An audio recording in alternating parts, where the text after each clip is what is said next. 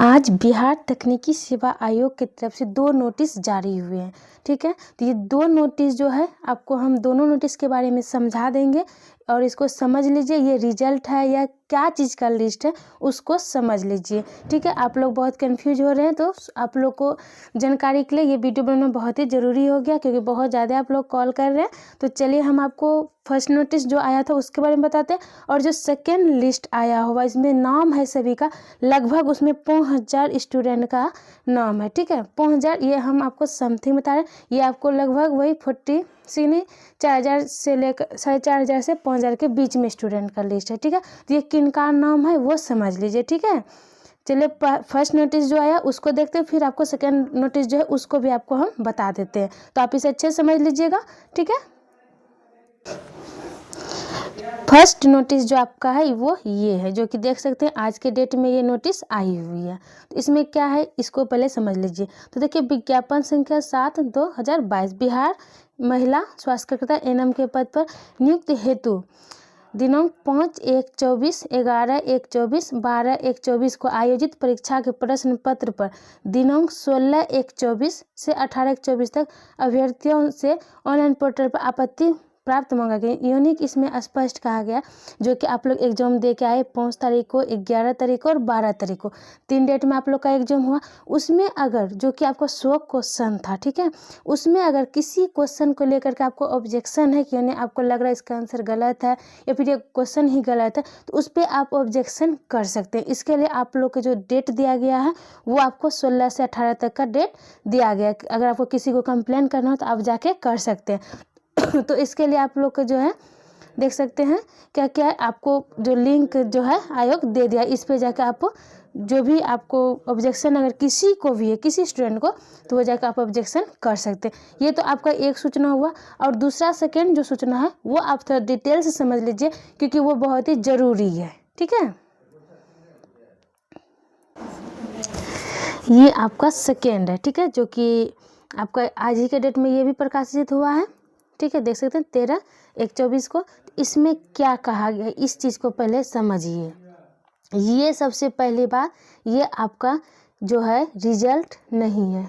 जो लोग सोच रहे हैं कि ये रिजल्ट है, तो ये रिजल्ट आपका नहीं है, इसलिए आप लोग टेंशन नहीं लीजिए, ये रिजल्ट नहीं है। क्या कहता है, विज्ञापन संख्या 7/2022 महिला यानी एएनएम के दस्तावेज सत्यापन में आने वाले अभ्यर्थियों की सूचना एवं दिशा निर्देश। तो देखिए, ये जो डॉक्यूमेंट वेरिफिकेशन है वो किन लोगों का है, तो इसमें 2 प्रकार के कैंडिडेट को बुलाया गया। फर्स्ट, जो कि हायर क्वालिफिकेशन के लिए दावा किए हैं कि हम हायर क्वालिफिकेशन वाले हैं, जिनका अंक जुटेगा वो। और दूसरा आपका है जिसके पास एक्सपीरियंस है, जो बहुत दिन से जॉब कर रहे हैं, जो भी जिनका जिस प्रकार से एक्सपीरियंस है, उन्होंने अपना एक्सपीरियंस सर्टिफिकेट दिया, तो उनका वो सत्यापन करेंगे, यानी ये सही है या गलत है, जो उसका डॉक्यूमेंट है उसी के वेरिफिकेशन के लिए, यानी जो डॉक्यूमेंट है उसका वेरिफिकेशन के लिए इन 2 कैंडिडेट को बुलाया गया, जो कि आपका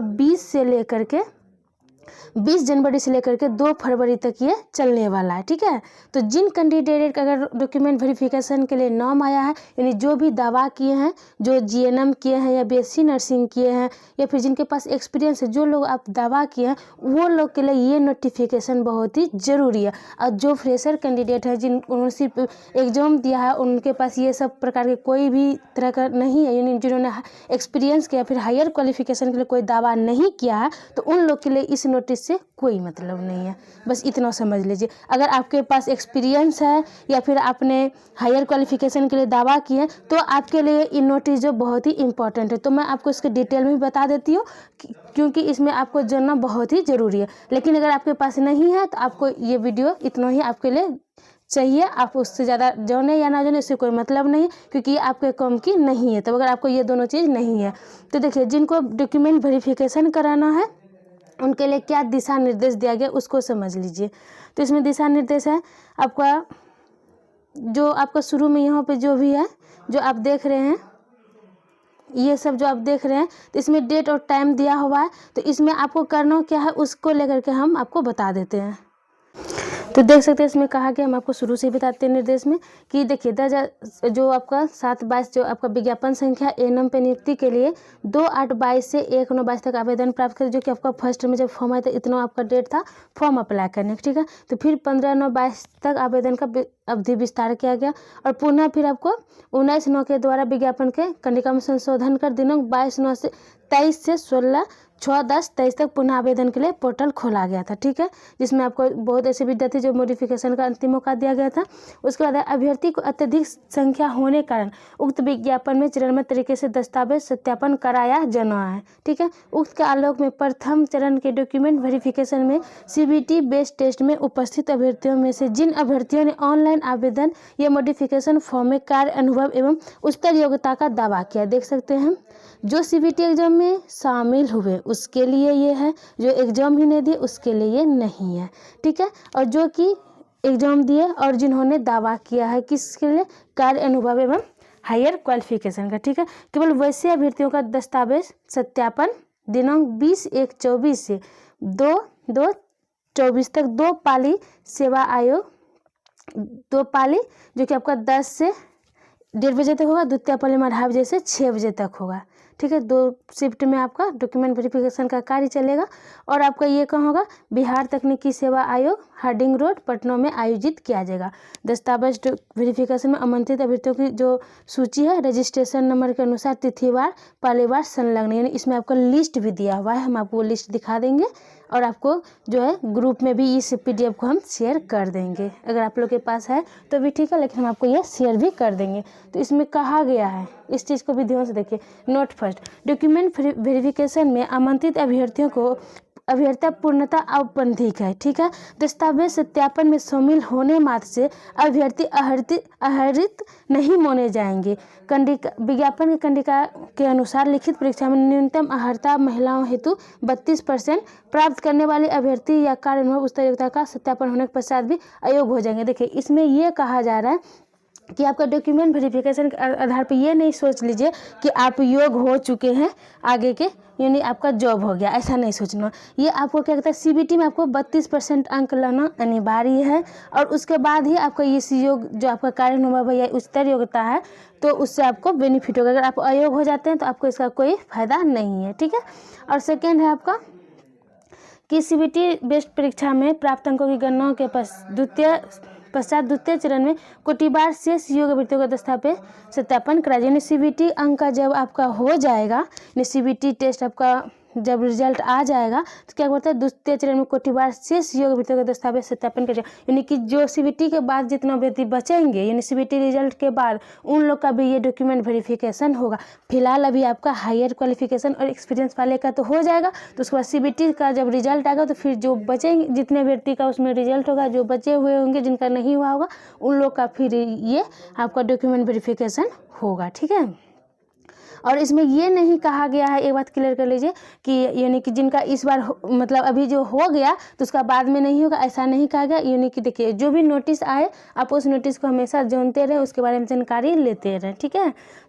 और आपका डॉक्यूमेंट वेरिफिकेशन हेतु आमंत्रित अभ्यर्थियों द्वारा आयोग के वेबसाइट, यानी ये आपका वेबसाइट है अथवा इतनों पर जाकर अपना रजिस्ट्रेशन नंबर, ये रजिस्टर्ड मोबाइल नंबर, जन्म तिथि डालने के पश्चात रजिस्टर्ड मोबाइल नंबर पर OTP के माध्यम से लॉगिन कर कॉल लेटर डाउनलोड किया जा सकता है। यानी जिसको भी अभी आया है जोने का मतलब जिसको भी नोटिस है कि जिसका लिस्ट में नाम है उनको जो जना उसको कॉल लेटर डाउनलोड कर लेना। तो आपको कॉल लेटर कैसे डाउनलोड होगा, तो इस वेबसाइट पे आप क्या कीजिएगा, जाके खोलिएगा और अपना रजिस्टर जो आप मोबाइल नंबर दिए हैं जिस पे OTP आता है उसके माध्यम से आप OTP डालिएगा तो आपके नाम का कॉल लेटर डाउनलोड हो जाएगा, ठीक है। आगे आपका कॉल लेटर के बिना दस्तावेज सत्यापन हेतु आवंटित हॉल में प्रवेश की अनुमति नहीं होगा। अगर आप कॉल लेटर डाउनलोड नहीं करते हैं तो आपको प्रवेश की अनुमति नहीं मिलेगी, नहीं आपको वहाँ प्रवेश ही नहीं करने देगा। अभ्यर्थी को सूचित किया जाता है कि वे रजिस्ट्रेशन नंबर के अनुसार दस्तावेज सत्यापन हेतु निर्धारित तिथि एवं समय पर विज्ञापन में वर्णित एवं आवेदन पत्र के साथ संलग्न सभी प्रमाण पत्रों की स्व अभिप्रमाणित छायाप्रति, यानी कि जितना आपका डॉक्यूमेंट, उसमें आपको हम डॉक्यूमेंट लिस्ट भी दिखा देंगे, वो सारे डॉक्यूमेंट का फोटो कॉपी लेकर सेल्फ अटेस्टेड करके जो है लेके जाना। और आवेदन पत्र की डाउनलोड प्रति, यानी कि जो आपने जब आवेदन किया था उसका भी आपके पास डॉक्यूमेंट होगा, उसका जो प्रति होगा वो भी आपको ले लेना। सत्यापन हेतु प्रमाण पत्रों की मूल प्रति के साथ उपस्थित हो। और आप जो भी डॉक्यूमेंट फोटो कॉपी ले जा रहे हैं सारे का आपको ओरिजिनल भी लेके जाना है, ठीक है। सत्यापन दस्तावेज में आने वाले सभी अभ्यर्थियों को निर्देशित है कि निम्नलिखित दिशा निर्देशों का अनुपालन सुनिश्चित करेंगे। क्या अनुपालन आपको करना है? तो फर्स्ट आपका ऑनलाइन आवेदन में इंकित प्रविष्टियों के अनुसार तो अभ्यर्थी को चेकलिस्ट पर पद में वर्णित सभी प्रमाण पत्रों की मूल प्रति और सभी प्रमाण पत्र की दो स्व अभिप्रमाणित छायाप्रति दस्तावेज सत्यापन में प्रस्तुत करना अनिवार्य। यानी कि आपको हर डॉक्यूमेंट का 2 फोटो कॉपी ले लेना है और आपको जो उसका मूल जो आपका डॉक्यूमेंट है वो लेके जाना है, ठीक है। और गलती नहीं कीजिएगा, ये सब आप लेके ही जाइएगा। देख लीजिए आपको कौन कौन सा डॉक्यूमेंट लेके जाना है। तो मैट्रिक का प्रमाण पत्र लेना है, निवास प्रमाण पत्र और फोटो युक्त पहचान पत्र, यानी कि आप आधार कार्ड या फिर पैन कार्ड ले लीजिएगा, ठीक है। उसके बाद शैक्षणिक में एनएम का जितना डॉक्यूमेंट है वो सारे आप ले लेंगे। और आपका उच्चतर के लिए जो कि हायर क्वालिफिकेशन के दवा के वो अपना डॉक्यूमेंट ले लीजिए, ओरिजिनल लेके जाना है। और कार्य अनुभव का जो है वो भी आपको ले लेना है, कार्य अनुभव का जो आप डॉक्यूमेंट बना के दिए हैं उसका आपको ले लेना। और एक चीज़ ध्यान रखना कि आपका जो निबंधन संबंधी प्रमाण पत्र है वो आपका बिना से क्या होना चाहिए, वो आपको बिना में रजिस्टर्ड होना चाहिए, ठीक है, तभी आपका मान्यता देगा। आगे आपका आरक्षण का दावा प्रमाण पत्र, जो भी ओबीसी बनाए हैं, जो भी अपना डॉक्यूमेंट बना के दिए हैं जाति के लिए क्रीमी लेयर का, तो वो आपको लेके जाना है। और जो दिव्यांग है वो अपना दिव्यांग प्रमाण पत्र ले लेंगे। जो स्वतंत्रता सेनानी के प्रमाण पत्र बना के दिए वो अपना ले लेंगे। और मॉडिफिकेशन अवधि में कार्य अनुभव या उच्चतर योग्यता का दावा करने वाले व्यक्तियों द्वारा उक्त माध्यम से संबंधित प्रिंट आउट की प्रति, यानी कि आपको जो भी आपने जो दावा किया है उसका प्रिंट आउट भी आपको ले लेना है। यानी कि इसमें जो कहा जा रहा है कि आपको, यानी कि जब मॉडिफिकेशन करने का ऑप्शन दिया था उस टाइम अगर आपने दावा किया है, यानी जो सेकेंड टाइम खोला गया था तो उस टाइम जो आपने दावा किया तो उसका प्रिंट आउट जो होगा वो आप ले लीजिएगा, ठीक है। ऑनलाइन फॉर्म की प्रति, ऑनलाइन जो फॉर्म भरे वो भी आपको लेके जाना है। और जो कि आपने फॉर्म भरने वक्त जो फोटो दिए थे उसको भी आपको लेके जाना है, ठीक है। 5 फोटो लेके जाना है, इतना आपको लेके जाना, ठीक है। और ये सब आपका है कि आपका कारण में आपका जो गणों की जगह 2 8 तक की जगह ये सब आप पहले भी ये सब जान रहे हैं। ये सब फॉर्म भरने में जो दिया गया तो वही चीज़ आपको यहाँ पे भी दिया गया है, ठीक है। तो ये सब करके आपको जाना है, ठीक है। और अगर आप किसी प्रकार का आप अगर डॉक्यूमेंट लेके नहीं जाते हैं या कोई कारण आप नहीं लगे तो वो अगर वो आयोग घोषित कर देगा तो उसके बाद आपका कुछ नहीं हो सकता है। उसके बाद आप कितना कुछ कर लीजिए कुछ, क्योंकि ये इसमें साफ कर देगा कि ये बीटीएससी का जो अधिकार है वो इसके लिए स्वतंत्र है, ठीक है। इसलिए अपना डॉक्यूमेंट में लेके जाइएगा, ठीक है। देख सकते कह दिया है आयोग द्वारा निर्धारित तिथि पालन में व्यक्तिगत दस्तावेज सत्यापन करना अनिवार्य होगा। दस्तावेज सत्यापन में अनुपस्थित अभ्यर्थी को पुनः दस्तावेज सत्यापन करने हेतु कोई दवा मान्य नहीं होगा। और कहा गया आवेदन पत्र में वर्णित सभी प्रमाण पत्रों को दस्तावेज सत्यापन के समय मूल रूप से प्रस्तुत करना अनिवार्य होगा। दस्तावेज सत्यापन में प्रमाण पत्र नहीं प्रस्तुत करने या त्रुटि होने की दशा में अलग से कोई भी प्रमाण पत्र आयोग द्वारा स्वीकार नहीं होगा। तो यानी इस सब बातों का ध्यान रखिएगा। जो आपको ऊपर में कहा गया उन दिशा निर्देश को मानते हुए अपना काम कीजिएगा। कोई प्रकार का त्रुटि आपको नहीं करना। अगर किसी प्रकार का देखिए त्रुटि का जोने पर आप संबंधित आवेदन की अभ्यर्थता रद्द कर दी जाएगी। तो ये जो आपका जितना था तो ये आपका क्या था, तो जो भी एक्सपीरियंस वाले हैं हायर क्वालिफिकेशन वाले देखिए उन लोग का ये लिस्ट में नाम दिया गया। ये फर्स्ट शिफ्ट है, फर्स्ट शिफ्ट में इतने अभ्यर्थी हैं देख लीजिए 120। सेकेंड शिफ्ट में फिर आपका है ये आपका है 180। तो ये आपका जो है ये 20 तारीख का लिस्ट है। इसी प्रकार से आपका सब लिस्ट है। 22 का है, ये 2 फरवरी तक है, ठीक है। ये सारे लिस्ट उसी का है। तो ये नहीं समझना कि ये आपका रिजल्ट का लिस्ट है, ये बस आपका वेरिफिकेशन के लिए ही लिस्ट ये दिया गया है, ठीक है।